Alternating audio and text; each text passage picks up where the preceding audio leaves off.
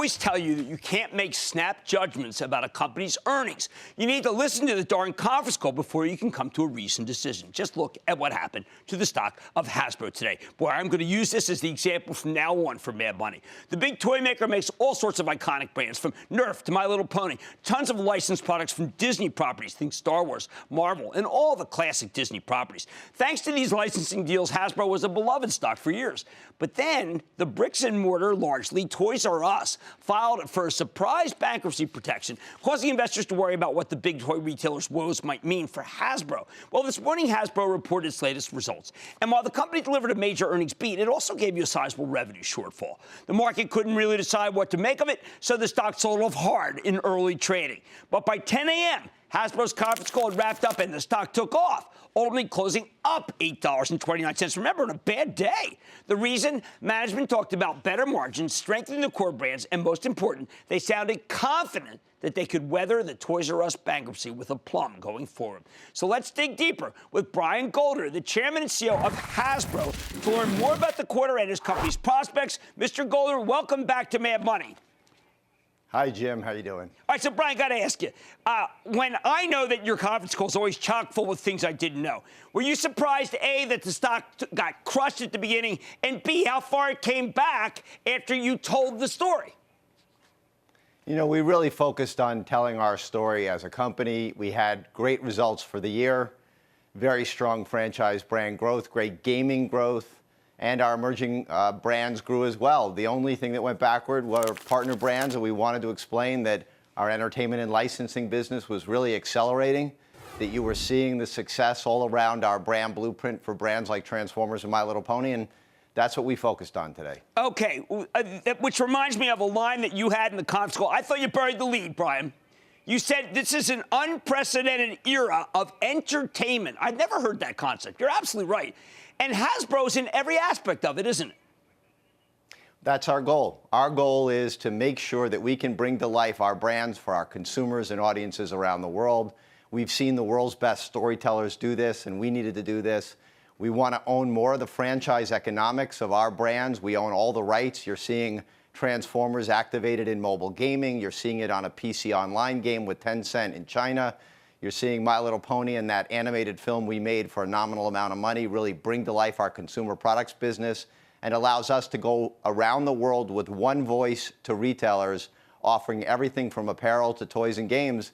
And that's really activating our brand and delivering value for shareholders. And what you've done is make it so that rather than have a one-quarter story around the holiday season, you've got a secular growth story that is worldwide, that is every single quarter on its own. Well, we also have great partners, licensors who have great properties and amazing stories they're telling around their brands. This year, we have a great lineup, just what you're talking about, with Marvel. It starts with Black Panther in a week, and our product is out on shelf. We're so excited about that movie. We have an Avengers movie coming. We have another Spider-Man movie coming, an Ant-Man movie coming for the year, and then, of course, our own Transformers movie coming, Bumblebee, at holiday this year. So it's a really strong lineup for entertainment. And then, of course, we supplement that with all kinds of television, our games business, mobile gaming, and again, activating that around the blueprint and around the world. And you also did assuage some worries. You said November, December, there were some issues around Star Wars, but early 2018, you said it's significantly improved. That was when the arc of the story changed in of the stock. But you must feel pretty confident to use significantly improved. I know those are chosen words, and you picked them. That's exactly right. Well, you know, we really have seen the performance of The Last Jedi product accelerate once people saw the movie. We just thought that the window between the merchandise date and the movie date was a bit too long. We've already taken that into consideration in partnership with Disney. You'll see that for the next movie coming, which is Solo, Han Solo movie, right, which is coming in May, we'll merchandise that in April, so we'll shorten that window, which enables us to take advantage of both paid and earned media and all the excitement around that movie coming to theaters. We have a great lineup of merchandise. You can imagine that between Last Jedi and its home entertainment window and the Solo movie, we have great product at all kinds of different price points for fans and families. All right, well, Brian, what I'm hearing is a tale of entertainment. And yet, when I talk about your stock to people who are fund managers and reporters, they say it's a tale of M&A. That you've got to say, Brian, you're doing the Mattel thing, right? Isn't that what people care about? When I'm listening to you, I think Mattel, that may have happened, you may have discussed something, but there's nothing going on.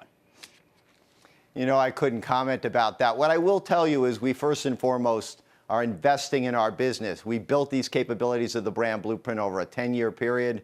You know, you're seeing our performance come to the fore. We always are looking at how we return excess cash to shareholders. Our board just approved a raise of the dividend to an 11% raise. That's really been our focus, and I couldn't comment on any M&A speculation. Fair enough. Now, I always am surprised by different brands that take off. One will be Play-Doh, it'll be Nerf. Transformers went over the strength. Monopoly? I know, Monopoly from strength to strength. It's because the team keeps reinventing Monopoly year in, year out. In fact, I'm very excited, Jim. You'll love our new version of Monopoly. Is for people who cheat. So it's a Monopoly Cheaters Edition. Is coming this year. Comes complete with handcuffs for those who may cheat and get caught. You just don't want to get caught. But we think in this environment, it's very topical, and people are already buzzing about it. Well, I'm seeing things like online gaming companies that are developing, Activision Blizzard doing the kind of thing we're seeing with Overwatch. I'm seeing this new HQ, video game shows. Can Hasbro do a video game Monopoly show that we'll all want to play or cheat with? That's a great idea. I'll tell you, we are launching our Magic the Gathering Arena product. We've been in closed beta. It's been very successful, so we'll launch that this year.